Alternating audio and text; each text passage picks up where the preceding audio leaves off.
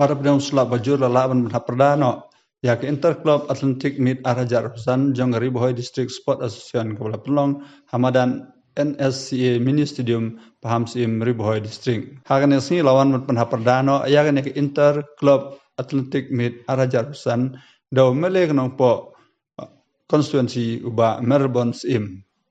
Hagan dalang Presiden ke RBDSA uba RB Shadam uba RR Kensai Makdo uba Polestar nongrum lembat kiwe.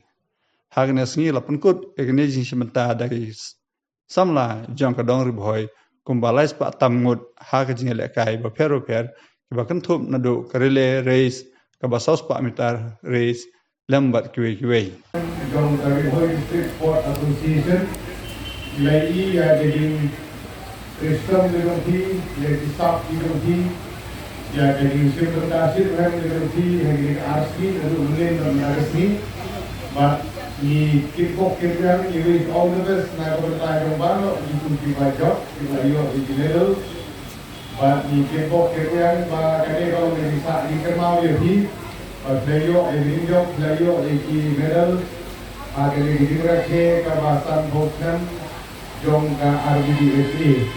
But mengingatkan bagaimana dimulai lebih menpois untuk lebih dia kenal hadis nem di Barman hadir di Bosnan, Bosnan, live Bosnan, South Bosnan terter hadir.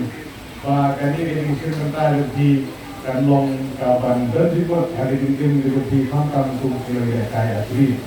Di tembok kalian lebih sudah lebih jenang ini mana kita beliau musim mentah hari itu na pemerintah ke Legion Game, National Department, na pemerintah ke National Game, pemerintah Hostel Area Punyo, ya kama stafian dari dalam negara ini, angin skambul penju biru, sila relation pemerintah, bat pun represent yang di dalam ini berkumra enam dorom. Jadi ini platform ke rensan ke RBDSA ke IHP, insya ban sim mereka, semua dan pendekat mereka, semua dan borong, bat bang ini kem, bat kenala menteri kamba itu berapa ni kickbox juga, ibnu orang dari RBDSA, lalu di presiden, advisor, di official lapor atletik committee, we wish you all the best, but hantar hari ini prepare itu pun ada kue game di London, but hantar ada seni